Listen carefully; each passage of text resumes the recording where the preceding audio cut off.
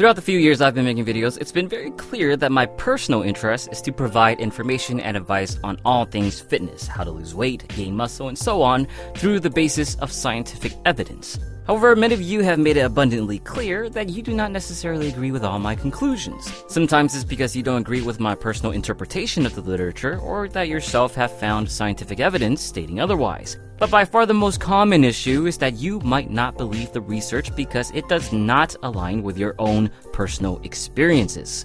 And with that, I want to say is that the science can be, in a way, wrong. And that's okay.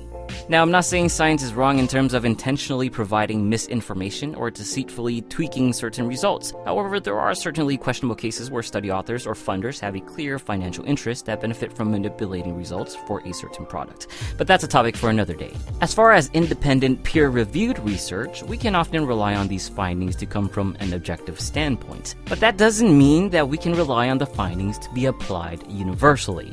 That is, if your own experiences have gotten you great results but is not in agreement with scientific literature, then don't change your approach just to fit the science. As much as I like to harp on the science, even my own experiences aren't rooted entirely on research. That's because most research do not claim to actually apply to everyone. Rather, there's often a range of outcomes within the science, and conclusions are simply looking at averages. Take, for example, one of the latest low-carb versus low-fat studies. In their findings, researchers concluded that after 1 year of assigning subjects to either a low-carb diet or a low-fat diet, both groups lost similar amounts of weight. Thus, we can normally conclude that both diets can be effective for weight loss. But taking a closer look at an individual level, we'll get a much more telling story.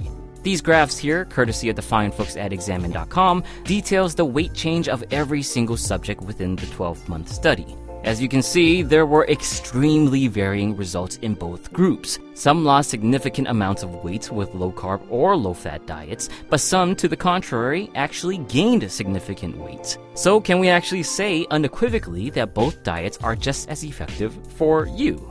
Clearly, no, we can't determine exactly where you fall within this range of subjects. Now consider this for everything else in fitness research. Should you rest 3 minutes between your sets just because a study says so, even though you've gotten stronger with just a minute of rest? Should you eat less protein just because one study said that you only need so-and-so number of grams per day to maximize muscle growth, even though you've tried that before and it didn't work out?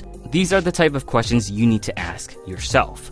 Now, I don't want you to lose sight of the fact that, even though the science doesn't apply to you universally, it's still extremely valuable information thanks to its controlled testing with mostly objective outcomes. You're more likely to align with more parts of the science than you are to differ from it. At the very least, it gives us a place to start drawing up a fitness plan, where we then adjust based on our experiences.